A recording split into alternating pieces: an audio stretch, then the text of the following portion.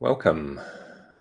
Welcome once again into the Sangha Live meditation hall, Dharma hall, practice space. I hope it is finding you well in this ever-changing, dynamic, conditioned world that we live in. Tomorrow I'll speak a little bit more about the world and what we might do in terms of change with relationship to the world. But today I want to take a final deep dive into experience together, exploring, well, something that might be pleasing to consider, to hear about. Might feel a little bit weird in certain ways, hopefully in a good way. In a good way for many of you, it's 7 in the morning or maybe 8 in the morning. For me, it's 9 in the morning. Different ways that we come into experience, different ways that we wake up. Might be like, oh yeah, that's fun kind of thing to think about first thing. For others, it might be, my God, that's a bit of a weird thing to talk about so early in the day. Either way, let's give it a go. It's Dharma teachings. They're all for freedom from dukkha, and that can't be a bad way to start the day. If you haven't already, you really feel invited to say hello in the chat. And yeah, for some of you, of course, it's going to be later in the afternoon. If you're, it depends where you are in the world. And of course, it depends if you're watching this as a recording as well. So timing is everything. But do say hello in the chat. Do send your warm welcomes to each other and as a way of welcoming yourself into this space as well. So I won't do too much by way of introduction. Hopefully you've caught some of the earlier sessions. You have a sense of who I am or who I change into from moment to moment. And that we're exploring change this week, using a paraphrase perhaps, of the Satipatthana Sutta. Notice how all conditioned things change. And I'm pulling out one word from that phrase for each day. So we've notice our experience, notice what happens. We've explored how experience is affected by how we relate to it. We've explored conditioning. And now I actually want to pick apart this idea that we have about things. So what we explored yesterday is how all things are appearances. What we experience is the appearance of things, and how they appear is conditioned. They don't seem conditioned. They seem to be the way they really are. Yeah. And this has a name. It's called naive realism, that we naively think that this is reality. But actually, we realize things, right? We make them real. Realize is a process of making things real. And it's what we do naively, innocently, without even knowing it. So we make things real. Now, I don't want this to sound too critical, but some of us practice and some of us teach meditation as if we're going to get to know how things really are. Even that mindfulness reveals how things really are. You can hear that used a lot in the language. Probably some of the people here at Sangha Live, we use that language sometimes. We use that for good reasons, to be helpful, to be liberating, that it can be really inspiring to feel, we're getting to know how things really are. The mindfulness, when we step back from that hyper reactivity, push, pull, agitation onto experience, calm down, settle down. We feel like we see more clearly, and we do. But to equate that with how things really are is a bit much. Human minds, beautiful things, human hearts, wonderful things. They tend to conflate things and they tend to exaggerate. And they do that to everything all of the time, right? We conflate and we exaggerate. And that was a joke. We don't do it to everything all of the time, except we do it to everything all of the time we are experiencing something. We're exaggerating. We're applying this sense of reality. We are realizing things, making them seem real, as if from their own side. The Buddha did use a phrase which sounds a lot like see things as they really are. It's much closer to seeing how things are becoming. How, more than really are, right? The Dharma is very astute and precise. So those of us who like that kind of element have that available to us. So naive realism is pernicious, and it's, I don't know what that word is,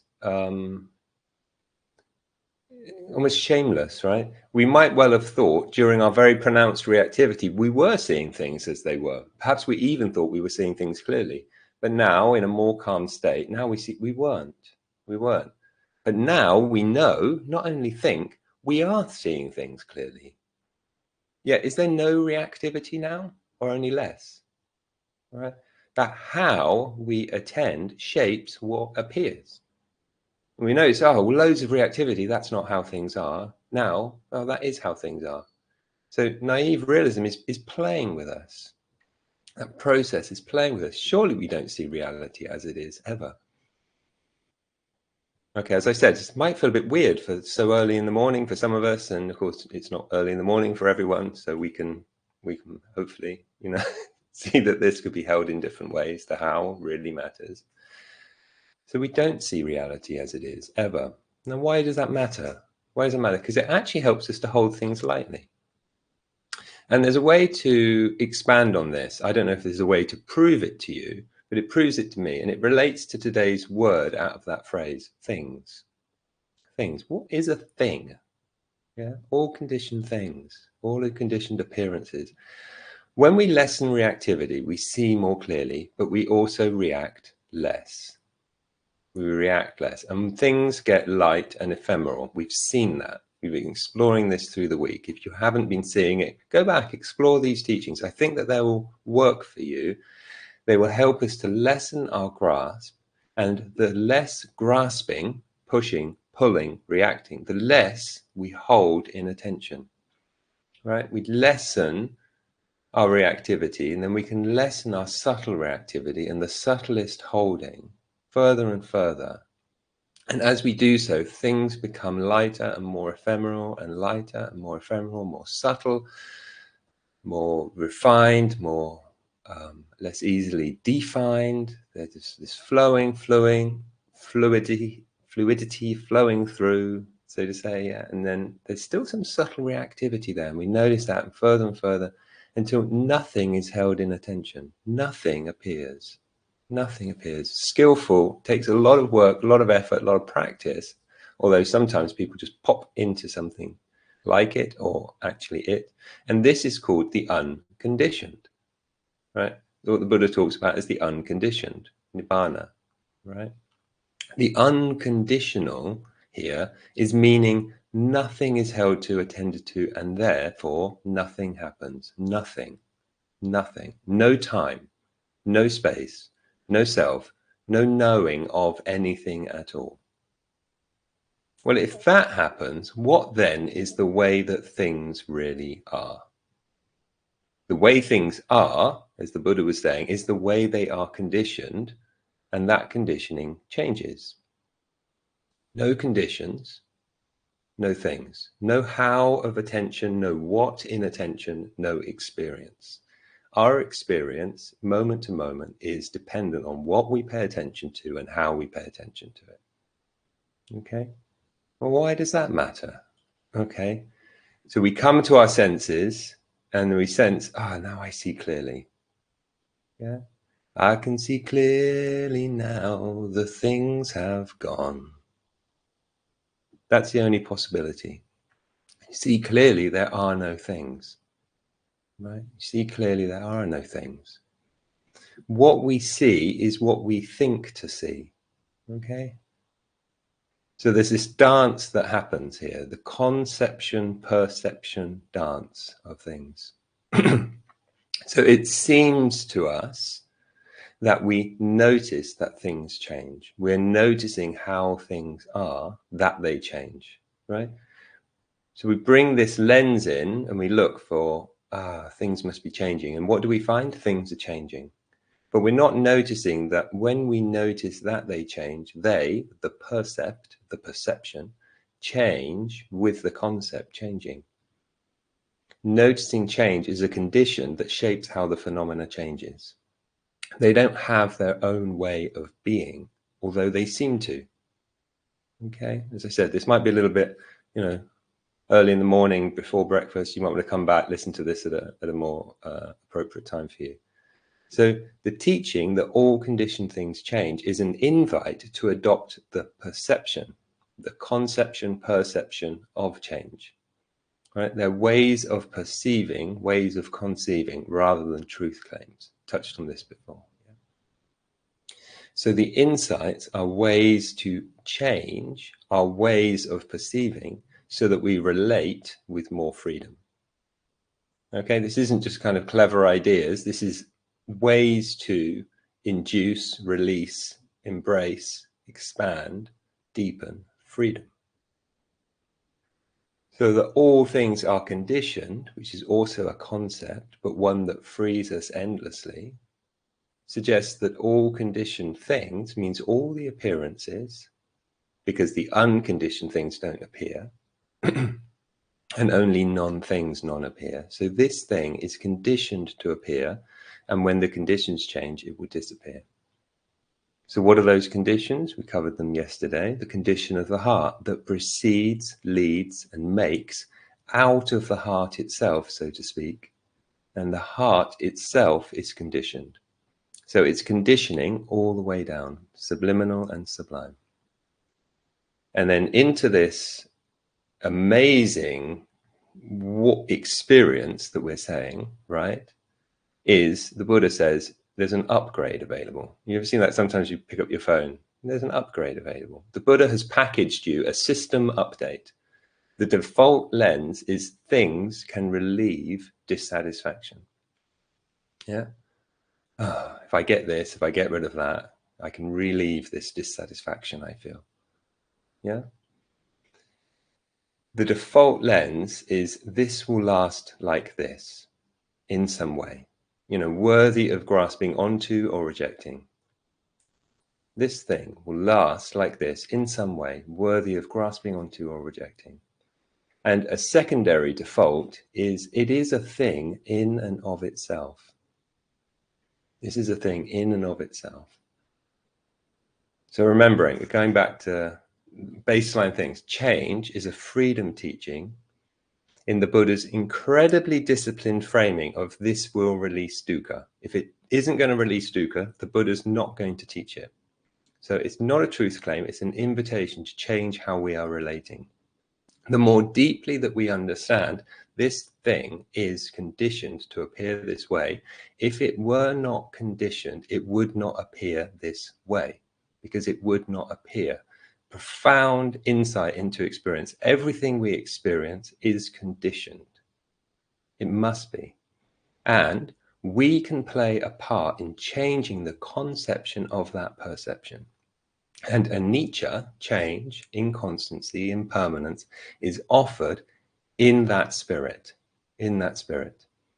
So just a little bit of an etymology of this word anicca from the Pali, because I think it's helpful to reflect on this.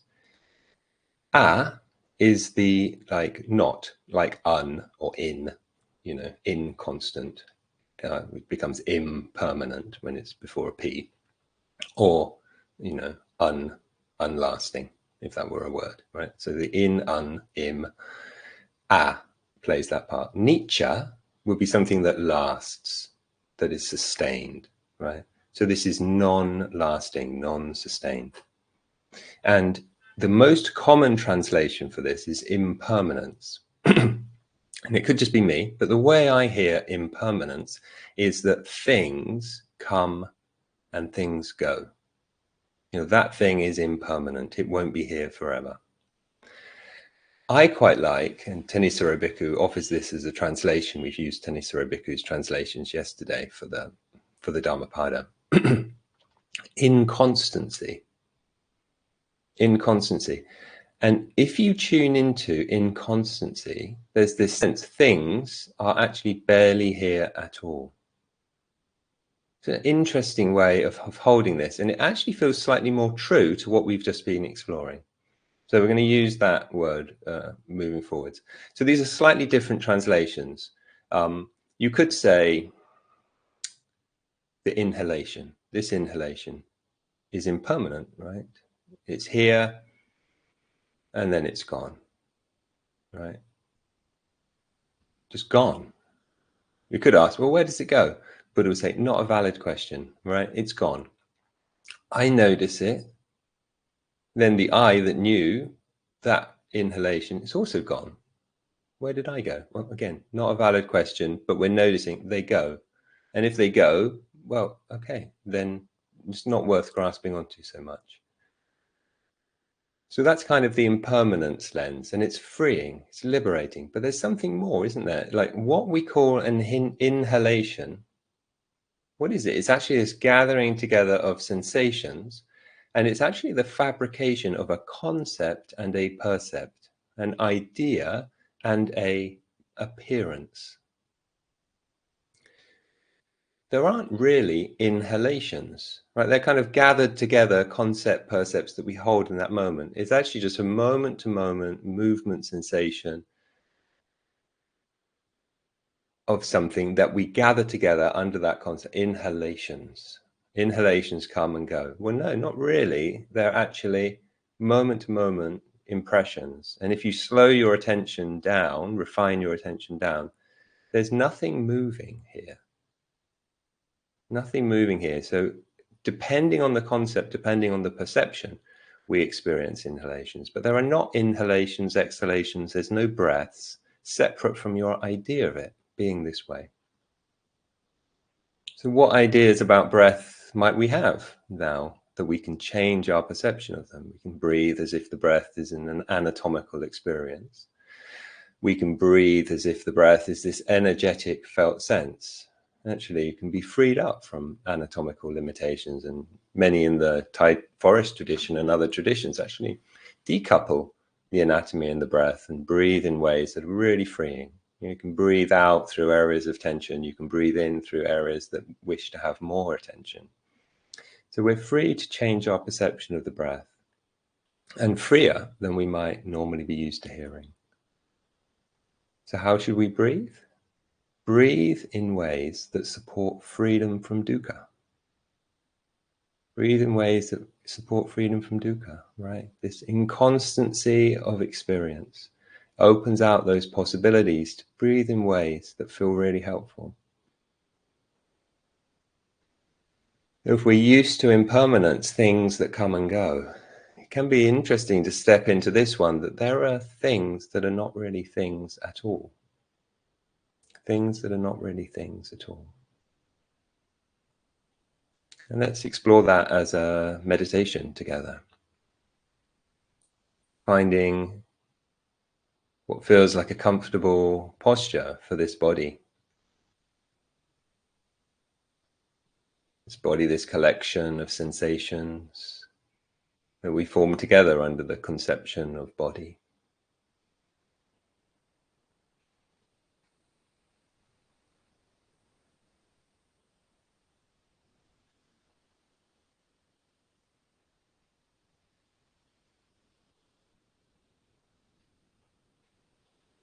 Settling this body into this practice.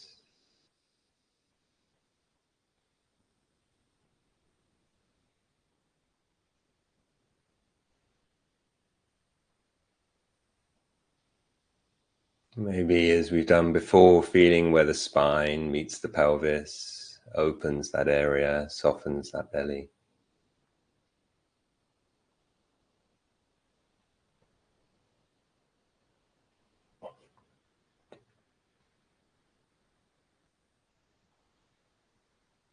And then coming up the spine, feeling how the spine reaches to the chest area. Letting the shoulders open, giving heart space.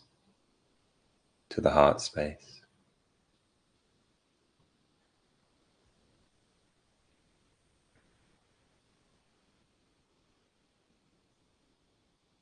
And elongating up the neck, tucking the chin, and finding how much leaning forwards, leaning backwards gives that sense of balancing into the posture.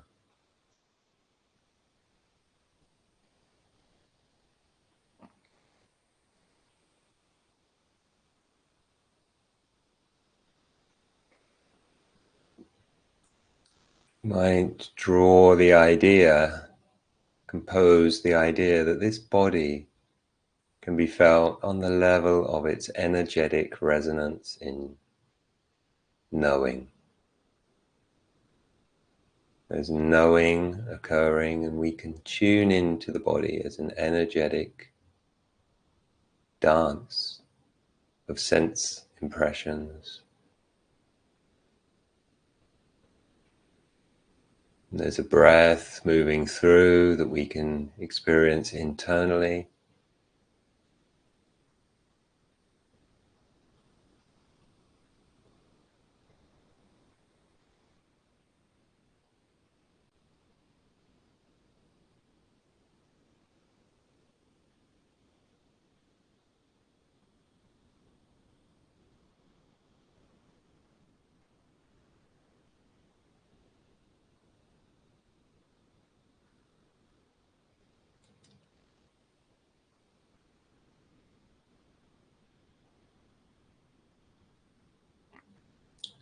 And if the body and the breath is in the right place for our attention now, we can also notice the sounds coming and going, its vibrations. The mind very quickly will label perceptions. Those are gathering together as what are they like underneath that label?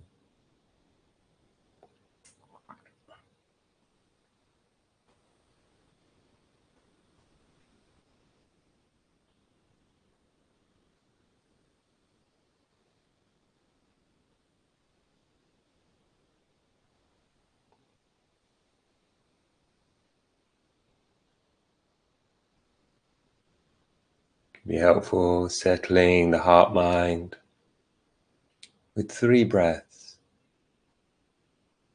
or the equivalent in the sounds, really dropping beneath any labels that we notice. Beneath the label of inhalation, exhalation.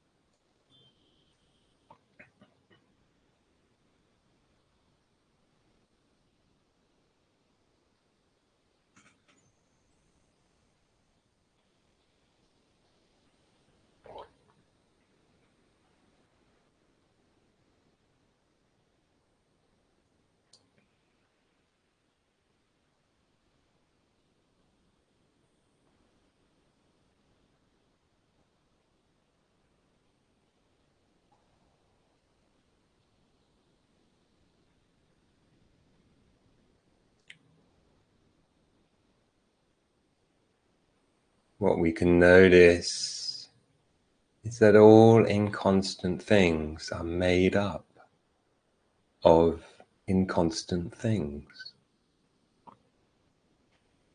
Whatever level of experience we experience, it appears and disappears. Sound vibrations, breath sensations.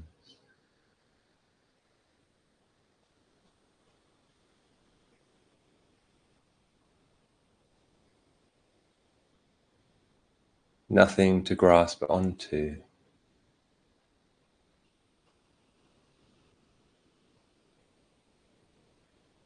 Nothing to reject. There's a certain kind, warm equanimity there.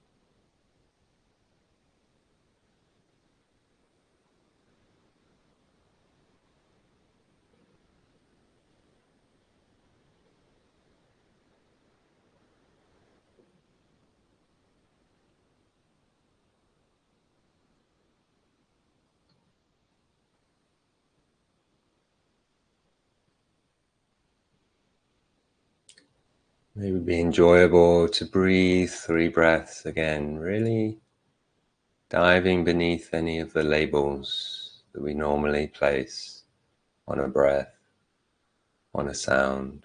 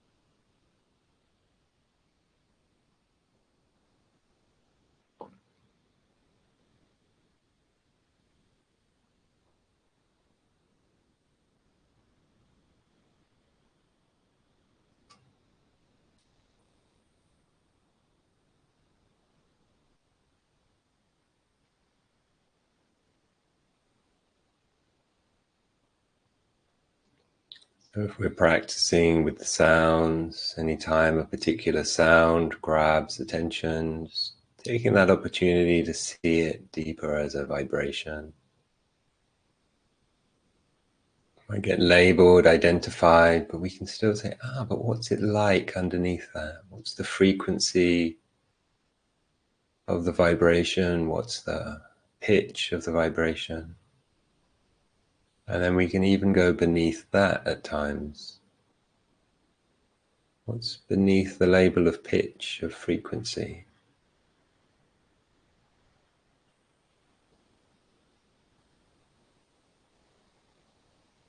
Noticing the releasing of grasping. Notice what we notice more. And not also grasping to that. If we're with the body and with the breath, which is where I'm going to mainly guide the next part of the session, notice the whole of the body.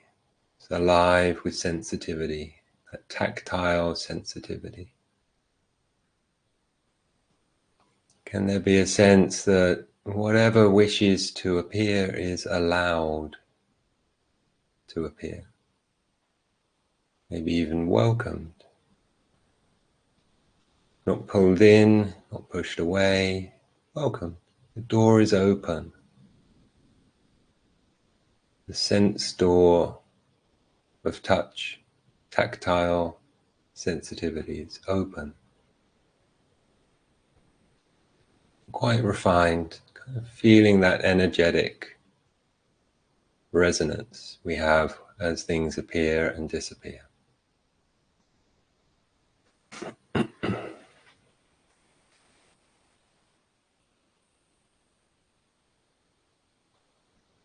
Feeling the breath as also an energetic impression that is welcomed in, maybe welcomed deep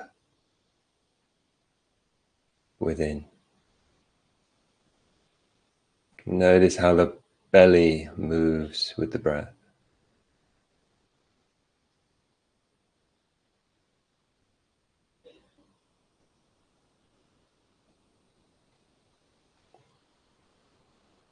I'm going to guide the session, next 10 minutes or so, letting go a little bit of the sense that a breath is something that comes in at the nostrils or the mouth and goes back out that way.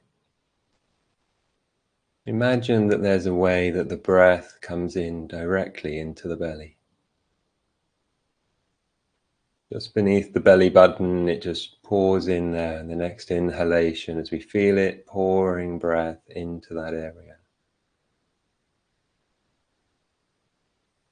Right to the back of the body, to the sides. So we're filling that up with breath energy, whatever that might mean. And then pause back out from that doorway, just beneath the belly button. Letting that inhalation fill the space, and fill a little bit above, about a hand's width above.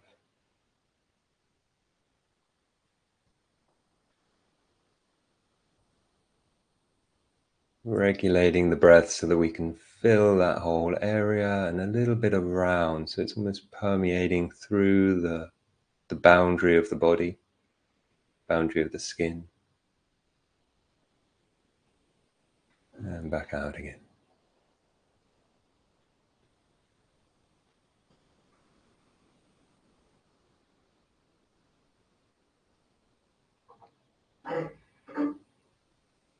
Maybe an unfamiliar idea, but actually seeing the breath in this way, it's a gift to the body, gift to experience.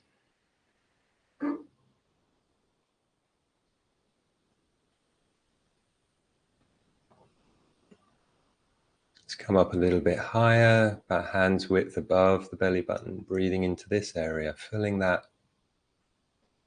with breath energy, whatever that might mean. It's a concept, percept that we're taking on. It doesn't have to be true. Maybe it's useful to see this. Imagine breathing in this way. Feel breathing in this way. Again, filling that whole area. Maybe the breath is quite bright in its kindness, coming in, soothing, enlivening, opening the upper belly area.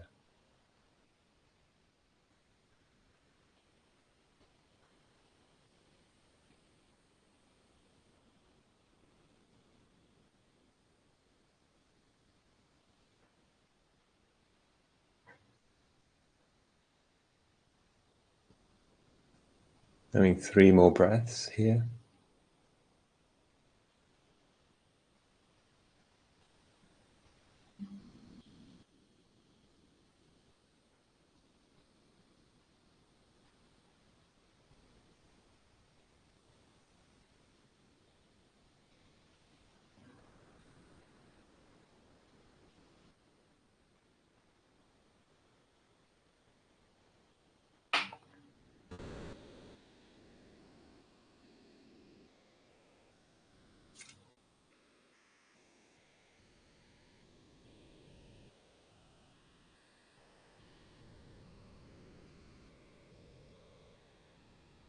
You can come up a little bit higher again. Maybe this area where we feel the rib cage starts to open out. So just where the breastplate, the chest area softens into the upper part of the middle of the belly. Breathing into this area, filling down to the area we were working in before, breath energy, and a little bit above.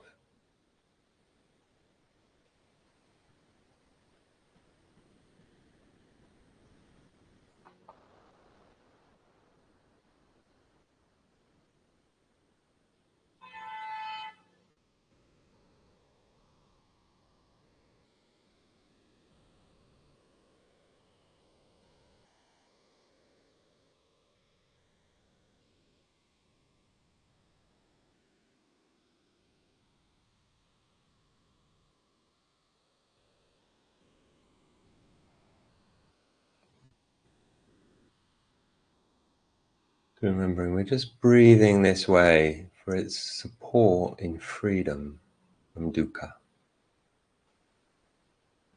Practicing breathing, welcoming, allowing, brightening, calming.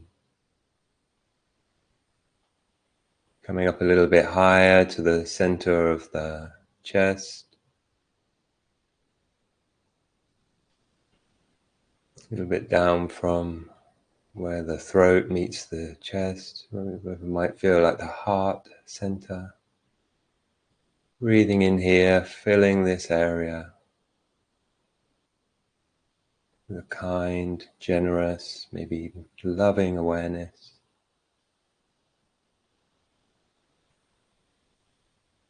Up until the shoulders, the armpits, leaving the arms alone for the moment, just feeling sides, the back, the front, the body, a little bit of the space around.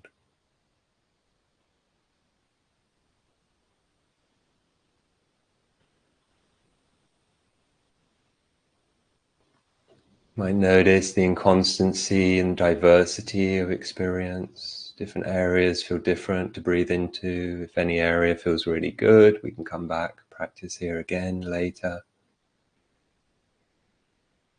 If any area feels very impacted by being breathed in this area, which may be positive, maybe not so comfortable yet, we can consider coming back here at times as well, more to explore.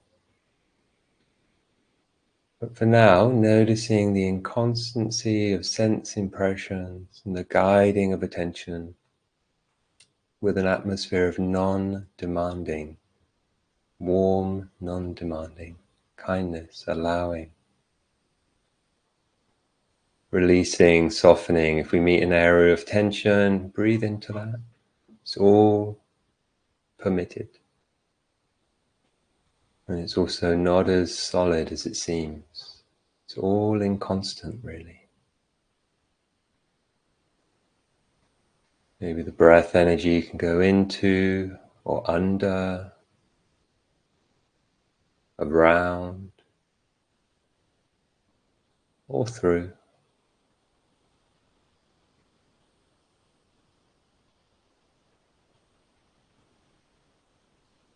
You can also come up a little higher, breathe into the throat area, filling the neck.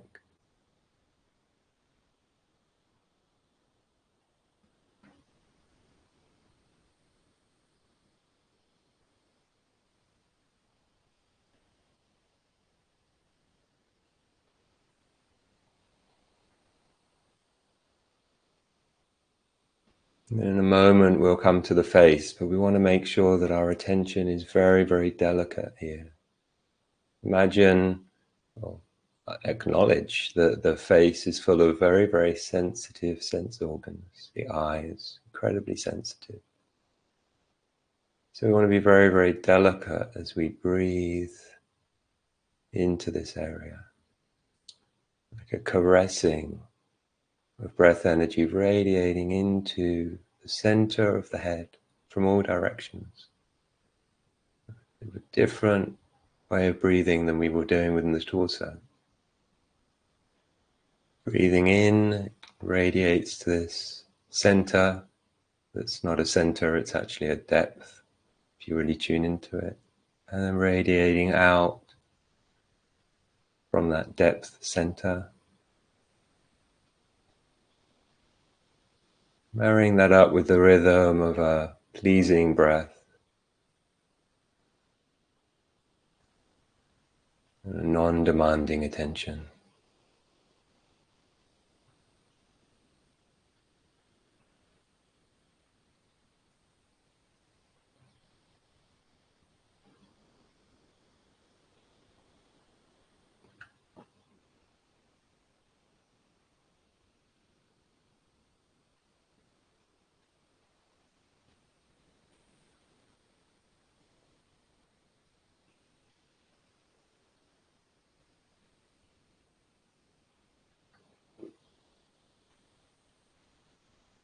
So those who are working with sounds, just keep deepening beneath the vibrations.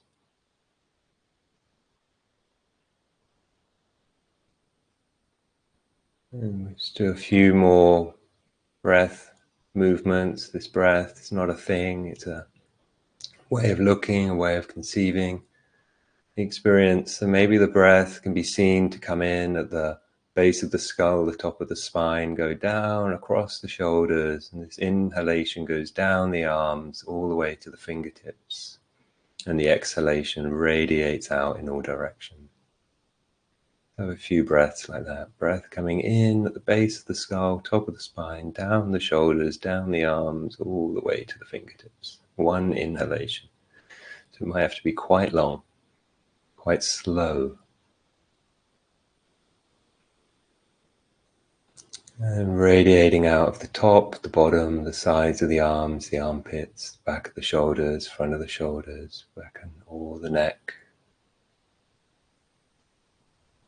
See if your attention can balance the breath sensibility down both arms equally, not too much on one side or the other.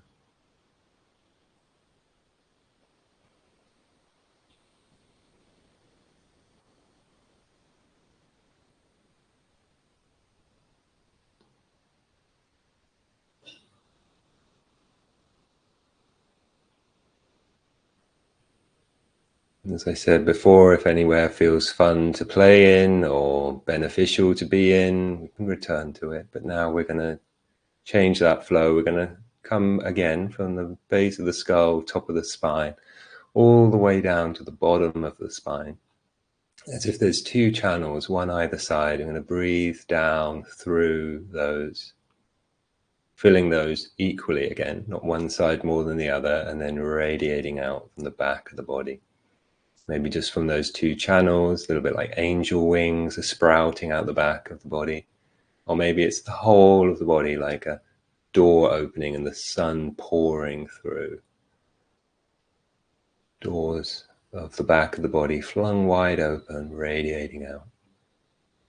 Inhalation down these two channels, filling, nourishing, benefiting spinal channels.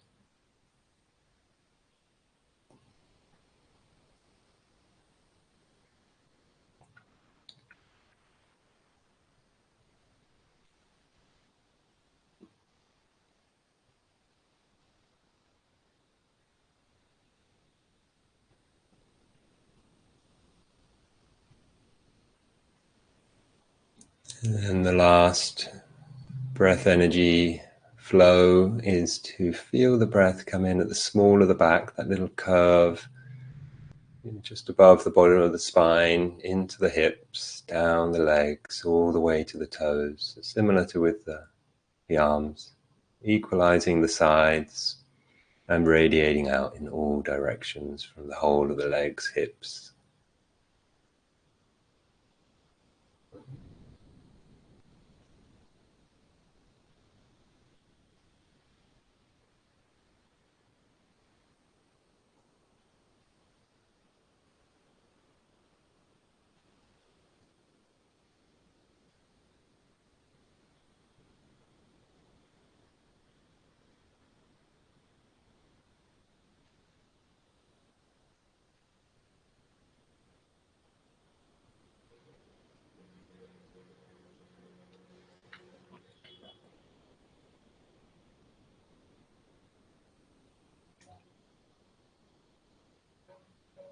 And then coming into a sense of the whole of the body.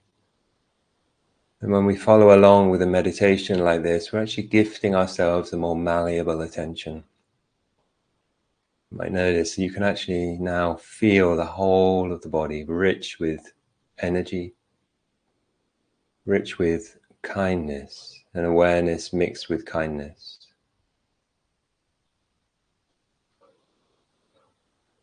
It could be a sense of relief, release, allowing, permitting in this. Letting there be this cocoon of breath energy holding the body. It's almost like we're inside an egg. It's rich, this whole area. It's rich with breath sensitivity. If we're listening, whole wide consciousness is filled with this kind knowing. in which things are arising and passing. Breathing in through around this area. Realize we perceive through this cocoon of kindness.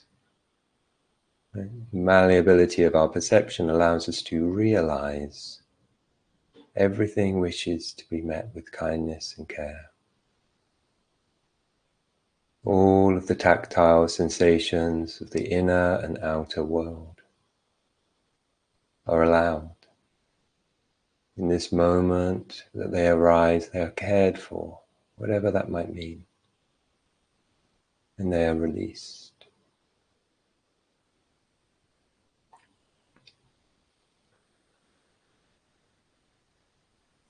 Let's explore the all of the all we can sense. We include the sounds.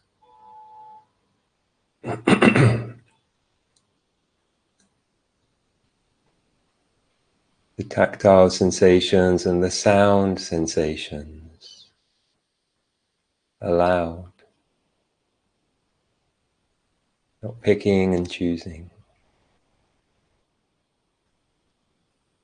These inconstant impressions cared for and release.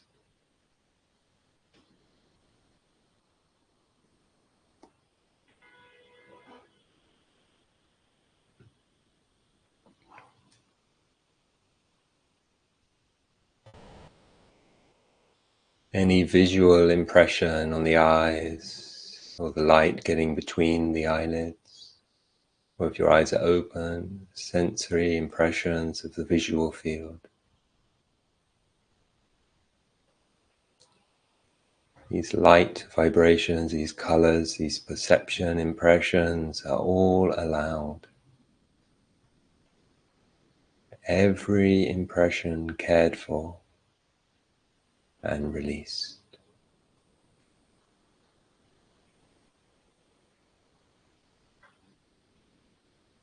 It's an atmosphere of non-demanding kindness.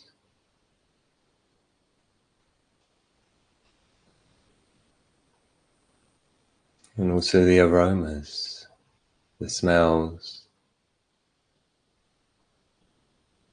allowed into attention, cared for. These delicate smells, delicate, also released of all demands.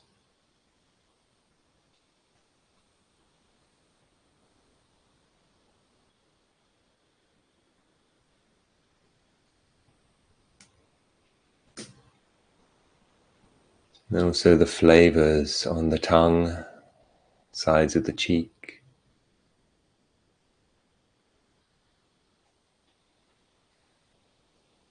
Rising in this wide cocoon of kind awareness.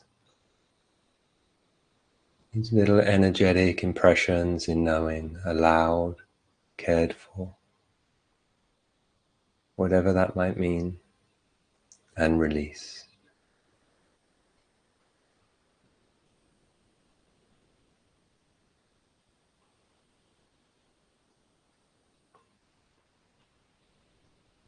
And the mood of the intellect, the emotional tone,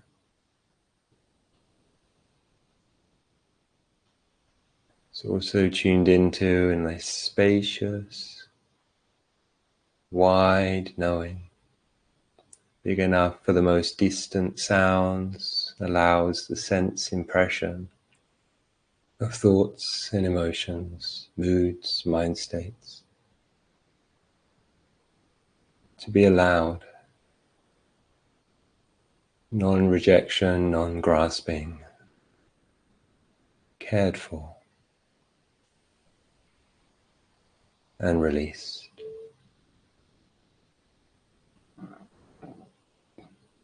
The all of all we can sense,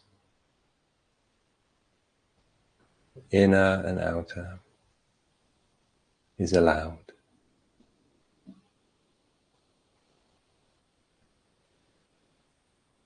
and released.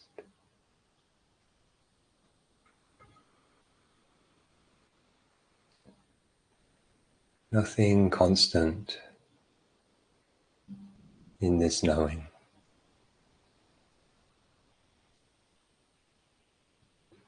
Not making a problem of anything, anywhere, at any time.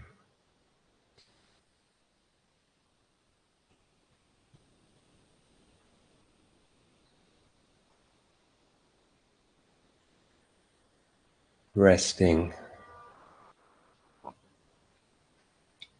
into this experience of receptivity for the last minute of our practice together.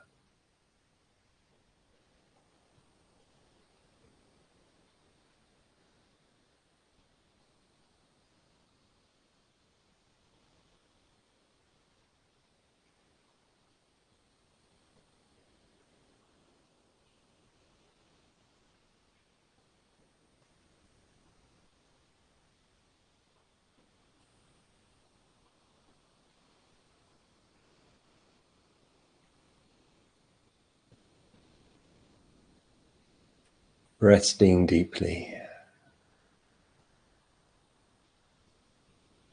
If there's a breath, breathing deeply. If there's a sound, listening deeply.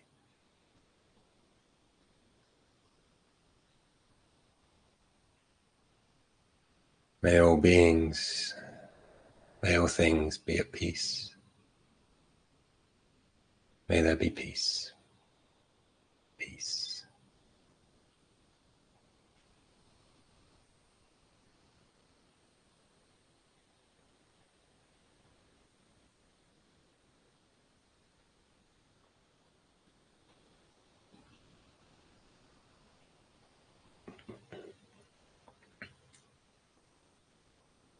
No rush. Never rush out of a meditation. And don't come all the way out. Only come as far out as you wish to, and if you wish to continue.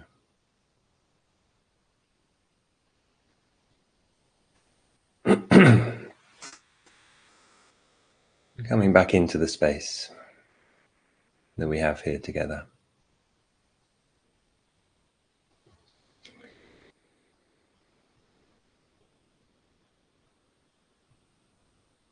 So thank you as always for your participation in these sessions. It's always a pleasure for me, and it's a pleasure, I think, for Sangha Live to feel us coming in here and taking rich advantage of what it can mean for us to practice together in community.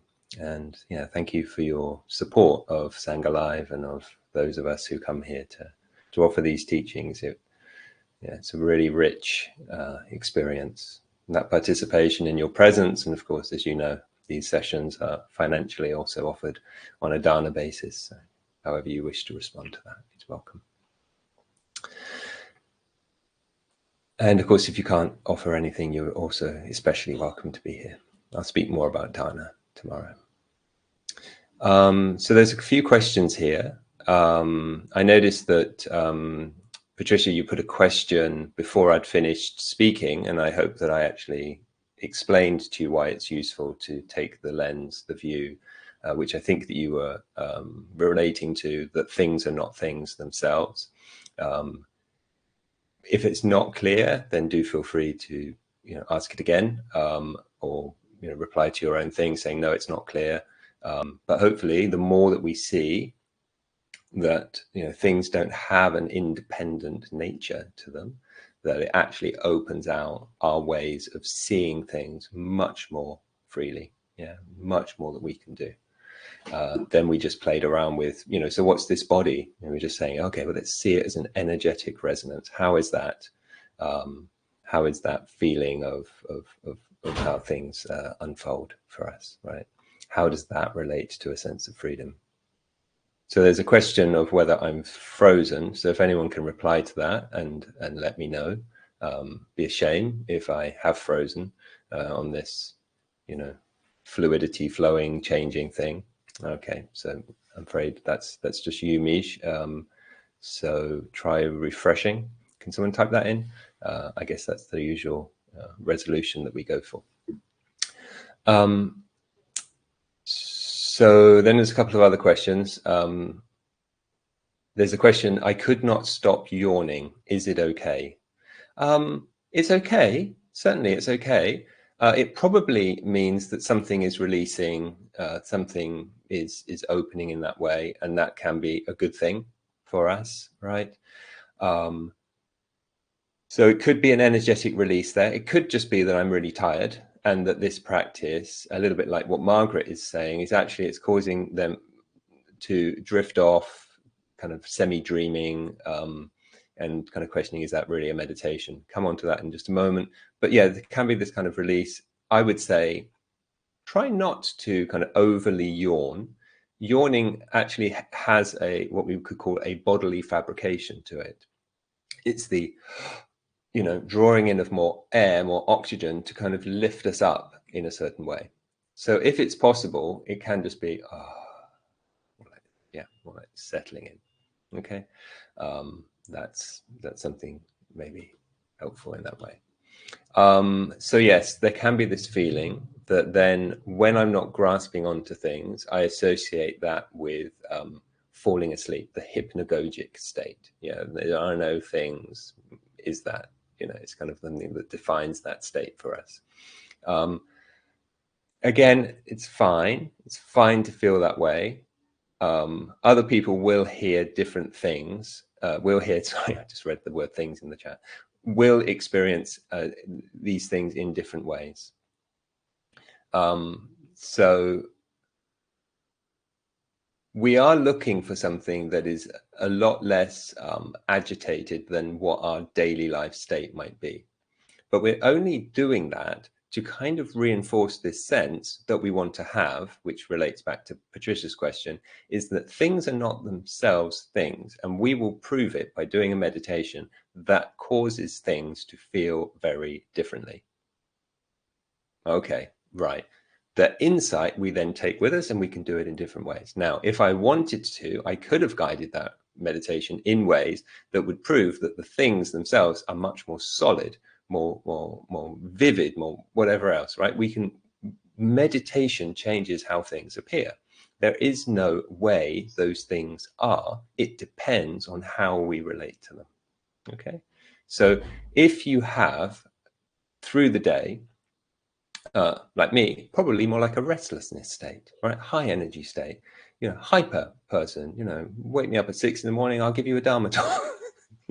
Other people are much lower energy, much more dullness in their experience, right? Along that kind of hindrance spectrum. I'm not saying that my restlessness is a problem. I'm saying high energy. I'm not saying your dullness is a problem. It's low energy. If that's what we understand, then use a meditation that kind of shifts, moves, deepens this experience for us, because okay, what's needed here? And then we can play, right? From that understanding, this experience is a perception. Perceptions are changeable. We play a part. Vets play a part. Yeah. In experience, there are no things, really. There are no things. Yeah.